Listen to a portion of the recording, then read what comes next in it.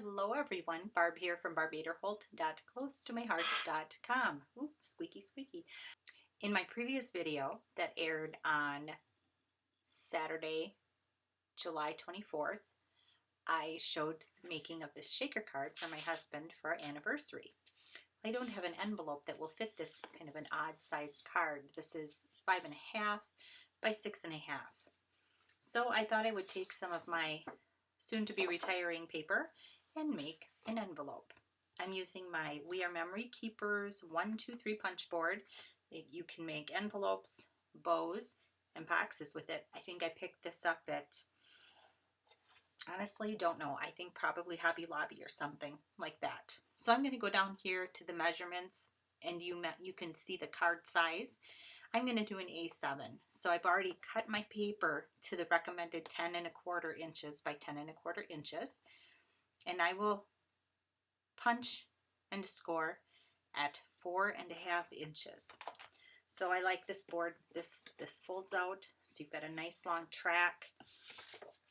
You put your paper in, and it says 4.5 inches. So you find that 4.5 inch mark here on the ruler, and you need your little magic guy here. This is the score tool that comes with it. So I've got my paper edge lined up at the 4.5 inch mark, and I am going to punch, and then I'm going to score the paper. From here, you just line up your score with the little indicator here. There's the score groove.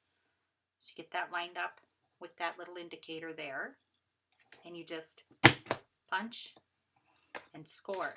And you keep rotating, lining up that little indicator there. Punch, score, and one last time. Punch, score. Doesn't look like much, but it will turn into an envelope.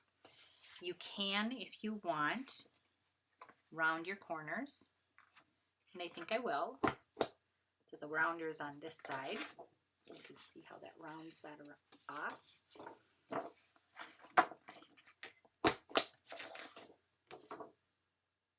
I think I'll just do the top and the bottom, and I'll leave the sides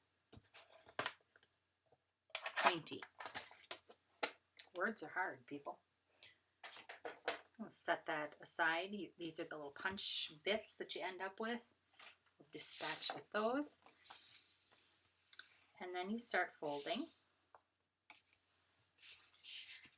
and folding and folding.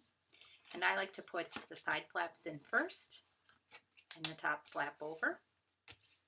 And then, of course, the bottom flap will come down here. Before I get to gluing, I'm going to check and see that my card fits in here. And it does. In fact, I think I am going to leave it in here. And I've got some score tape.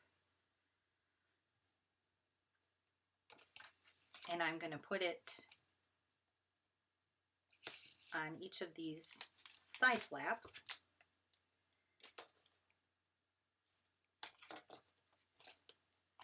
It just tears easily. And then peel off the backer. And then I've got my card in there, so I know how tight I can make my envelope. And then you can put tape on the top if you want to. Tuck it in. I'm going to put tape on it. I've already signed my card, so we're good to go there. And I'm going to seal this shut. It's a quick and easy way to make an envelope that'll fit an oddball sized card, and it's a good way to use up some of that pretty paper that you have in your stash. Isn't that pretty?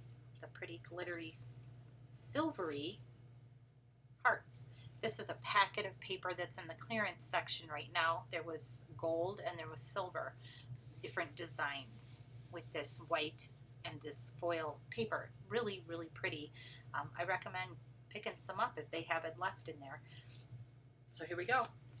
Nice custom envelope for my custom sized card. So if you have an envelope punch board or the 123 board, don't forget to get it out and make some pretty envelopes to go with those beautiful cards that I know you create. Thank you so much for stopping by. Have a blessed crafty day, and I'll see you next time.